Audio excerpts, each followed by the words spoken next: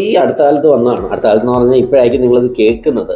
ഈ sperm DNA fragmentation എന്ന് പറഞ്ഞൊരു സംഭവമാണ്. അതെന്താണ്, അത് ആർക്കൊക്കെ ചെയ്യാം, അത് കൂടുതലാണെങ്കിൽ അത് കുറയ്ക്കാൻ എന്തൊക്കെ ചെയ്യാം, അതൊക്കെയാണ് ഈ വീഡിയോയിൽ നിന്ന് ഉദ്ദേശിക്കുന്നത്. ഇപ്പം DNA ഫ്രാഗ്മെന്റേഷൻ ഇൻഡെക്സ് എന്ന് പറഞ്ഞു കഴിഞ്ഞാൽ നിങ്ങൾ അറിഞ്ഞിരിക്കേണ്ടത് നമ്മുടെ ഓരോ ബീജാണുക്കളും ക്രോമസോംസ്, നമ്മുടെ ഓരോ ബീജത്തിൻ്റെയും തലയിൽ ക്രോമസോംസ് ഉണ്ട്. ന്യൂക്ലിയസിൻ്റെ അവിടെ ക്രോമസോംസ് ഉണ്ട്. ഈ ക്രോമസോം ഉണ്ടാക്കിയിരിക്കുന്ന കുറേയധികം DNA വെച്ചിട്ടാണ് ഉണ്ടാക്കിയിരിക്കുന്നത്. ഈ DNAയിൽ കുറേ ബ്രേക്കുകൾ ഉണ്ടാവും. ചിലപ്പോൾ സിംഗിൾ സ്റ്റാൻഡ് ബ്രേക്ക് ആവാം, ഡബിൾ സ്റ്റാൻഡ് ബ്രേക്ക് ആവാം, അങ്ങനെ കുറേ ബ്രേക്കുകൾ ഉണ്ടാവും. അത് കാരണം നമ്മുടെ DNA അത്ര ഒരു നല്ല സ്ട്രോങ് ആയിട്ടുള്ളൊരു DNA ആയിരിക്കില്ല എന്ന് വിചാരിക്കുക. അങ്ങനെയാണെങ്കിൽ അങ്ങനെയുള്ളവർക്ക് എന്തൊക്കെ ഉണ്ടാവാം? ചിലപ്പോൾ നമുക്ക് വീണ്ടും അബോർഷൻ ആവാനുള്ള സാധ്യത, കുട്ടിയാകാൻ ചിലപ്പോൾ ഒരു അൺഎക്സ്പ്ലെയിൻഡ് ഇൻഫെർട്ടിലിറ്റി, എല്ലാം ഓക്കെയാണ്, പക്ഷെ ഒരു രീതിയിലും കുട്ടിയാവുന്നില്ല, സ്പേമും നോർമലാണ്. അപ്പോൾ അങ്ങനെയുള്ളവർക്ക് DNA ഫ്രാഗ്മെന്റേഷൻ കൂടുന്നതാവാം ഒരു കാരണം. പിന്നെ നമ്മളൊരു IVF ചെയ്യുമ്പോൾ ചിലപ്പോൾ IVFൻ്റെ സക്സസ് റേറ്റ് കുറയാം, ചിലപ്പോൾ ആ എംബ്രിയോയുടെ ക്വാളിറ്റി കുറയുന്നതായിട്ട് കണ്ടെത്താം. ഈവൻ ജനിതകമായിട്ടുള്ള അനോമലീസ് വരെ DFI കൂടുതലാണെങ്കിൽ കണ്ടെത്തിയിട്ടുണ്ട്. അപ്പം നമ്മൾ വളരെ സീരിയസ് ആയിട്ട് എടുക്കേണ്ട ഒരു കാര്യം തന്നെയാണ്. എന്ന് പറഞ്ഞാൽ എല്ലാവർക്കും ഈ DFI ചെക്ക് ചെയ്യേണ്ട ആവശ്യമുണ്ടോ? ഇല്ല. ആർക്കൊക്കെയാണ് DFI ചെക്ക് ചെയ്യേണ്ടത്? ഒന്ന് ഈ പറഞ്ഞ പോലെ, അതായത് വീണ്ടും അബോർഷൻ ആവുകയാണ്, കുട്ടി ഉണ്ടാവുന്നില്ല, 3-4 വർഷം കഴിഞ്ഞിട്ടും നമ്മൾ ട്രൈ ചെയ്തിട്ടും ആവുന്നില്ല, എല്ലാ ഫാക്ടേഴ്സും നോക്കി എല്ലാം നോർമലാണ്, സെമനും നോർമലാണ്, അങ്ങനെയുള്ളവർ തീർച്ചയായിട്ടും DFI ഒന്ന് ചെയ്ത് നോക്കാം.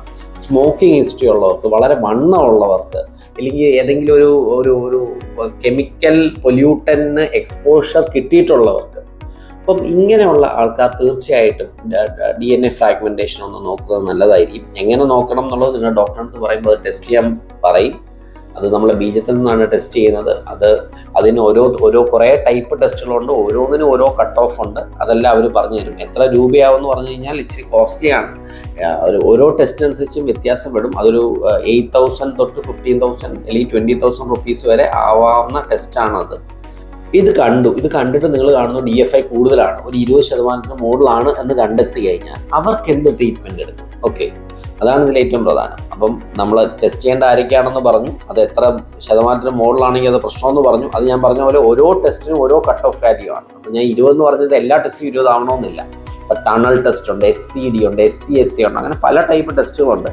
അതിൽ ഓരോന്നിനും ഓരോ കട്ട് ഓഫാണ്. അത് നിങ്ങൾ മനസ്സിലാക്കുക. അപ്പം അത് കട്ട് ഓഫിന് മുകളിലാണ് ഈ വാല്യൂ എന്ന് കണ്ടു. ഇനി നിങ്ങൾ എന്താ ചെയ്യാൻ പോകുന്നത്? ഒന്ന്, നമ്മൾ ഈ പറഞ്ഞ കുറച്ചധികം കാര്യങ്ങൾ. ഒന്ന്, നമ്മുടെ ലൈഫ് സ്റ്റൈൽ മോഡിഫിക്കേഷൻ. വണ്ണം ഉണ്ടെങ്കിൽ വണ്ണം കുറയ്ക്കുക, സ്മോക്കിംഗ് ഉണ്ടെങ്കിൽ സ്മോക്കിംഗ് നിർത്തുക, ധാരാളം മീറ്റ് കഴിക്കുന്നുണ്ടെങ്കിൽ അത് ഒഴിവാക്കുക, മധുരം കൂടുതൽ കഴിക്കുന്നുണ്ടെങ്കിൽ മധുരം കുറയ്ക്കുക, എക്സസൈസ് മസ്റ്റായിട്ടും ചെയ്യുക. ഒരു ദിവസം ഒരു 30 മിനിറ്റെങ്കിലും വ്യായാമം ചെയ്യുക. വല്ലപ്പോഴും മദ്യപിക്കുന്ന കുഴപ്പമില്ല, പക്ഷേ സ്മോക്കിംഗ് തൊടാനേ പാടില്ല.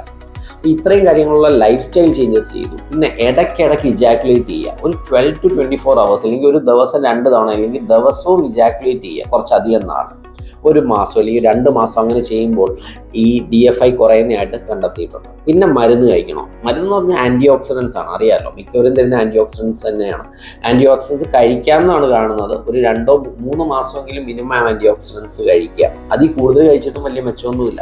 ഒരു 3 മാസം ആൻറ്റി ഓക്സിഡൻസ് കഴിക്കുക. ഞാനീ പറഞ്ഞ ജീവിതത്തിലുണ്ടാകുന്ന മാറ്റങ്ങൾ, പിന്നെ ഞാനീ പറഞ്ഞ നമ്മുടെ ഡെയിലി ഇജാക്കുലേറ്റ് ചെയ്യാൻ ശ്രമിക്കുക. ഈ കാര്യങ്ങളൊക്കെ ചെയ്യുക. ചെയ്ത ശേഷവും നമ്മൾ ടെസ്റ്റ് ചെയ്യുന്നു, അപ്പോഴും കൂടി നിൽക്കുകയാണെങ്കിലാണ് നമ്മൾ ടെസ്റ്റിക്കുലർ, നമ്മുടെ വൃഷ്ണത്തിൽ നിന്ന് തന്നെ ആസ്പിറേറ്റ് ചെയ്യണം തുടങ്ങിയുള്ള കാര്യങ്ങളിലോട്ടൊക്കെ പോകുന്നത്. IVFലോട്ടൊക്കെ ചിലപ്പോൾ വേണ്ടി വരുന്നത് ആ ഒരു ഘട്ടത്തിലാണ്.